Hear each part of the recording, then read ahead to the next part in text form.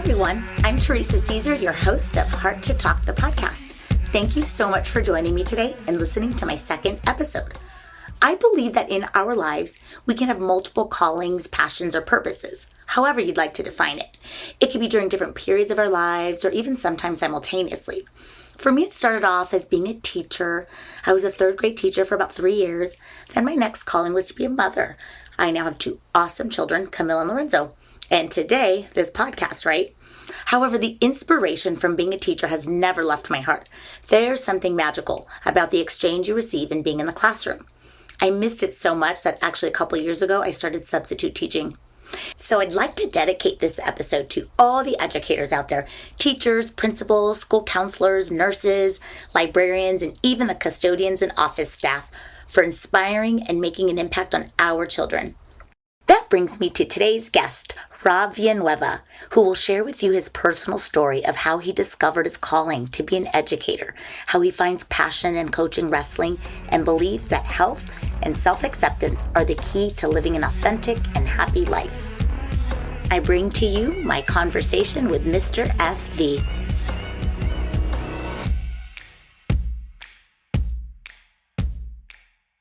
Hi, Rob. I'm so excited to have you on. So you've been an educator for over 22 years, also wrestling coach. What inspired you to take the path that you're on now? So tell us from the beginning. All right. Well, I grew up in Yuma, Arizona. I came from a single parent family with my mom raising us. My parents divorced when I was about 12. I had a ton of drama, everything you could think of with my dad. And dad left the family. You know, it's hard when you're about 12 or 13 years old when a parent leaves and you've been attached to him.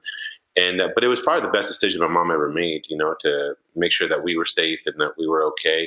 We lived on the outskirts of a gang neighborhood, and it was probably a good mile and a quarter from my house to the other side to get to school, and it was through a gang neighborhood, you know. And so it was kind of tough for me and my brothers and my friends, right? But we were kind of known as the schoolboys. I loved being in school. I wasn't the smartest kid, like the straight A kid, nothing like that. But I just loved being around other kids. I love the social aspect of school, and I fell in love with sports, and I fell in love with writing. Wrestling was the one that I just fell in love with. All of a sudden, I became good at it. I wanted to get an academic scholarship or a wrestling scholarship so I can go study somewhere, you know, because I grew up poor. It was just my mom. Grew up on food stamps, grew up on every kind of government assistance you can think of. But you know, one great thing though, my mom always said, like, our lives are not going to be like this, you know, always. So just know this is temporary for us, you know, because you always hear people, I hear it all the time, like, oh, you know, government assistance this, government assistance that. But I'm a product of that. You know, I grew up on government cheese and government milk, which I hated. Even in college, get this, even in college at the university, I would go home. My mom would give me my food stamps so I could buy groceries at Safeway. And I'd come home I'd come back to the U of A with a big old block of government cheese, you know, and I would shred that thing up, and my mom would make tortillas for me, and I would make quesadillas all the time. And a lot of my friends who, came from a different background were like, what? You make quesadillas with this? And they loved it. You know, it was kind of cool. But they're like, oh, government cheese is the best, right? But anyway. I got to find me some government cheese. Just saying. Yeah, it's like the love for school, it was still with me, you know. And my mom told me when I was a kid growing up, you have 2 choices. You're either going to, when you hit 18, you're either going to get a job and you're going to work for a living, or you're going to go on to school. And I was like, I'm not going to work, you know. And especially back home in Yuma, you know, people were just getting these, you know, regular jobs, and that was going to be their life. And I didn't want that for myself. You know, I wanted more. The whole love of writing in school kicked in because I originally wanted to be a sports writer. This was back before, like, I think ESPN was first, you know, kicking in and things like that. And I was a huge, like, Sports Illustrated fan. I wanted to write for a magazine like that, you know, start off small in a newspaper and then kind of move up to there. And so that was my goal when I got to the U of A. And then it just changed. I worked at a Boys and Girls Club my first summer going back home to Yuma. And I fell in love with it. I fell in love with, like, working with kids. I fell in love, like, playing sports with them and being able to teach them things. And the next summer, I got hired to work at a summer camp in New York. Never been on an airplane, never traveled west of the Mississippi. Actually, I've gone in Houston once. West of the Mississippi. I'd gone in Houston once, But that was it. Everything else was like California, Arizona, Mexico. So I flew to LaGuardia Airport, right? Thought I was going to get mugged. Sorry, New York. I didn't know. I was a small Humatown kid, never been on an airplane. Took a red-eye flight, picked up my luggage, and I'm sitting there gripping my luggage like I'm going to get mugged at the airport, right? And I get to the summer camp. It was a big culture shock because these kids were like upper class kids, and here's this poor kid from Yuma, and I'm like, how am I going to fit in here? I mean, I'm like, I think one or two or three people of color there, and I fell in love with the camp. It was awesome. I fell in love with like working with the kids and teaching these kids about my life. And till this day, I still meet some of my ex campers. We follow each other on Instagram, or I have their numbers, or I'll text them to see. They're all grown men with families and kids and everything. But it was great, And I came back like fired up. When I came back from New York, I was like, wow. I mean, I got to walk in the middle of Times Square, and I thought, this is amazing. A small town kid from Yuma, growing up in a gang neighborhood, and there I am staring at all the tall buildings and thinking like, wow, now this is what my mom meant by chase my dreams. And so that inspired me. I came back and I decided to be an education major and eventually graduated with an English education degree. So I ended up in San Jose, California. I taught seventh grade. And I didn't even teach English. I taught history because my minor was history. And fell in love with the Bay Area. And I was there for 3 years because I moved back here in 2001. So when I came back to Tucson, now I had a grip on things. And so I get to Grijalva Elementary, and I dropped down to fourth grade. So I went from sixth to eighth, and I had freshmen and sophomores together in the class. And now I go down to fourth graders. And I realized that I used to think that I could make the biggest difference at the high school level because they're about to make their life choices. They're going to graduate. And I realized that being with the young kids when they're 9 and 10 years old, you start planting the seeds there. Shoot, even kindergarten, right? First grade, right? I didn't realize that. And once I figured that out, that I could make a much bigger difference with the younger kids, I stayed there. So that's how I got into teaching. And then coaching was just like my passion. I started off in college. I was going into different wrestling rooms and kind of helping out. At one point, I was at Tucson High School. Ended up at Cholla High School as an assistant coach again, and then eventually became a head coach. And I was there for a total of 13 years. And then now I'm at Marana High School, and then I just finished my third year coaching there. So it's been a great ride. I mean, working with kids, making a difference. I feel like I've played a lot of different roles, wore a lot of different hats. When you're a teacher or you're a coach, sometimes you're dad. Sometimes you're a counselor, sometimes you're mom, sometimes you're doctor, So that like education, it was your calling, right? Right. Passion is coaching. But so now tell me about what your, I guess, ultimate goal, like you feel like you've reached your highest potential as far as in the education world? Yeah, thank you. I'm actually in the middle of my graduate program. I'm graduating in May. I'm super excited. In May, I can apply to be an actual school principal. So that's where I'm heading to now. And then after that, we'll see what the next step is. But right now, that's where my sights are set on. I can't wait to hear when you're a principal. Yeah. So when you're a principal, will you continue to be a wrestling coach? I probably will not have the time, and I got to put my entire my heart and soul into this. This is where I want to be, but I mean, I'm not going to give up coaching in the sense that like I won't stop like popping into the wrestling room here and there, or going to watch them compete when I can, participate on or volunteer on a weekend. But I think it'll be fun to kind of sit back and know that other people will be running the show now, and I know we have good people that will take over and run it. That's awesome. All right. So is there anything else you want to tell our listeners about your journey? You came from Yuma. You had this mom that was so encouraging. You went to college. You ate government cheese. But in between, right, all that going through life, you also had a health scare. I did, yeah. One day I was out mountain biking by myself and came back, and I felt like in the crotch area where when you're mountain biking, you always get sore because you're constantly hitting the seat, because you're climbing rocks, you're going down hills, you name it. And it's normal to feel, kind of bruised down there. It'll go in a couple of days, which it normally does, but this time it didn't. So I went and got it checked, and my doctor says, "Oh, you have abscess. You have a bacteria infection." I take the antibiotics, and they don't work. Nothing's kicking in. And so, the interesting part was that I was about to start my school year, and it was I believe it was 2 days before before the first day of school. And I always have parent volunteers come and helping me set up my classroom. I had old students come help. And one of the moms looks at me and she's like, "SV, you do not look good. I think you need to go to your doctor." I head to the emergency room, right? And I'm in pretty bad shape. So we go to Old Valley, which every time I drive by it, I just like, oh, man, so thankful. And every time I see the hospital, um, they get me right in. There's nobody waiting. They get me right in. They take my temperature. My temperature is like 104, 105. So they tell me, okay, here's what we're going to do. You're going to have surgery. We're going to make sure we flush that out, get rid of that. Surgery was successful. It went good. One of the nurses comes in and she says, "Hey, one of the surgeons wants to come in and talk to you about what he saw on the CT scan." You know, so he comes in and doesn't even wait. He comes right in, doesn't even sugarcoat it. He's like, "Hey, I think you got kidney cancer." I'm sitting there like, what did you just say? I'm sitting there thinking like, wait, no, I came in for abscess. I came in for the bacteria infection. How in the world can I have cancer? So they took out about a third of my kidney. And so which means is until this day, I got 2/3 of a kidney and I got my full kidney. And fortunately for me, it never came back. You're good. You're cancer free. It's not coming back. And that's exactly what happened. So at the very beginning, it was very nerve wracking. It was very tough. No one in my family had cancer before. Friends that I had didn't have cancer before. Thank you to my ex-wife because she was there the entire time while this was going on and was very supportive.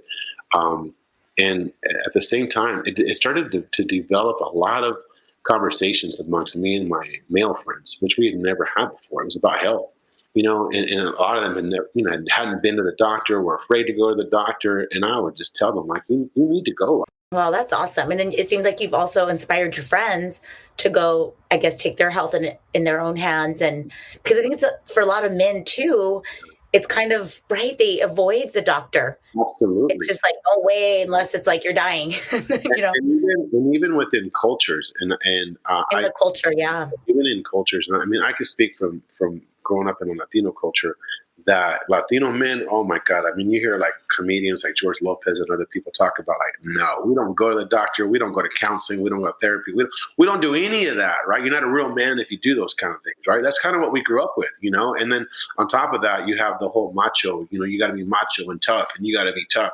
Well, when cancer kicks in, you got to be tough, but there's a lot more to life than being that, being tough. And so I think I think a lot of us too, a lot of my friends and I, my fraternity brothers and I, who I speak to on a daily basis, we're really working to break those stereotypes, I know I've talked to you and talked about like meditation and doing things that just make you feel good about yourself. I think that self-care is extremely important now. And so I think sometimes when I look back on cancer, it kind of just, it awoke me to enjoying life and looking around and thinking that like things aren't always set in their ways. You choose your own path that you want to choose. I grew up in Yuma thinking that like my life was always going to be poor, and I had my mom tell me that that's not going to happen.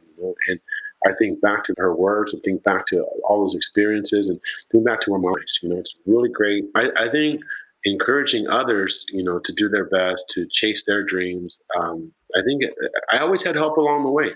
Always had help along the way, whether it was a wrestling coach or was it my family members or was it friends, you name it, teachers. I always had help, and I always think like it's important to always reach back and help others along the way. I agree. I love that, Rob.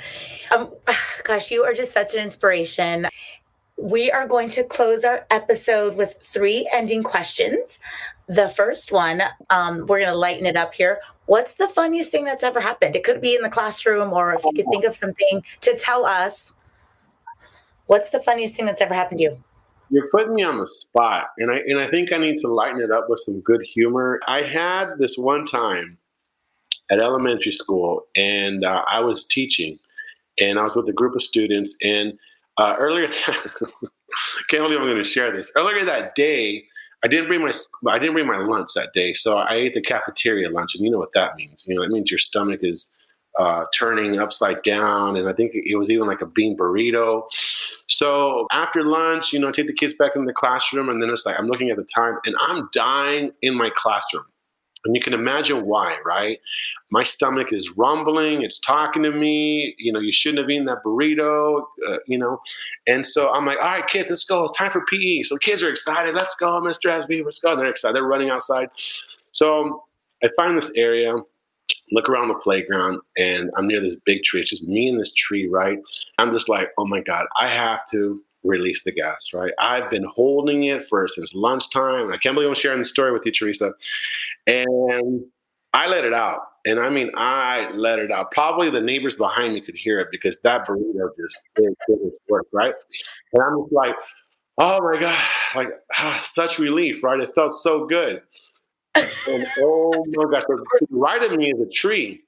To the left of me is one of my fifth grade boys looking at me with a face of like, oh my God, Mr. SV just let out the loudest fart I have ever heard in my life. And I'm looking down like, there's nothing I could say. There's nothing I could do. And he pauses, I swear, for like 10 seconds. And he takes off running back. And I'm like, oh my God, he's going to tell all the kids in the classroom. This is horrible. Like, I get back. He didn't tell anybody. This guy wants to be a principal? Oh my God. He's got a lot of gas. All right, second question. What's your favorite quote? I like what Gandhi said. Gandhi said, "Be the change you want to see in the world." And That's my favorite quote. No way. Oh I've had, that's my favorite. My 100% favorite. Yeah, when I was in class, I had that poster just posted everywhere. Because kids and we would have these amazing talks about life, and because it wasn't just when you're in the classroom, you don't just do math, science, reading, writing, social studies. You learn about everything, and you learn about life, and you learn about treating each other well, and you learn about being a community and helping one another out. And I think sometimes, like even today, this quote just resonates, because I mean, some of the greatest leaders, I think MLK and Cesar Chavez, they studied Gandhi and his words and his teachings, and it just, sometimes we can blame everyone around us. You blame whoever, and it's their fault. That's why my life is this way, and really everything is with us, right? Everything is within us, and so you're able to change yourself. I mean, the world around you changes, but you can only start with you, and then after that, other people can do their own thing, and eventually, I think things just start to fall in place, But yeah, I do love that quote. I agree. Great quote. I'm adding that to the bank. Awesome. All right, last question. What's the biggest lesson you have learned? I think it's being okay with who I am. Felt like there was times where I tried to portray an image, this guy who's in control of his life, this guy who does this guy who's a go-getter, he's this and that. But at the same time, there was a lot of feelings and unhappiness inside, and maybe people won't like me because of that. Maybe people won't like me because of this. And I think I've reached the point where I love who I am. I love being able to make a difference in this world, be able to make people laugh, sharing burrito stories, right? Just being okay, and loving life to the fullest, People are still going to love you, right? And you just got to open it up, open yourself up to this world and allow people to see who you are, and know that every day that you wake up, every day is a good day, because you can't take anything for granted. And if you're okay with yourself, everything else falls right into place, That's well said, Mr. SV. I love it. You are a rock star. Seriously. Thank you so much for joining me today. I appreciate it. And a big shout out to Ms. Teresa, because she has started this Heart to Talk podcast on her own. And I know she's going to do great things. She's got an incredible personality, an amazing heart, and I look forward to listening every single episode you got. And I know that you're going to do great things again. And I'm honored and very thankful for you having me on your podcast today. Rob, that is very kind. Seriously, I appreciate that compliment. And well, have an awesome rest of your day. Okay, you too. Thank you, Teresa.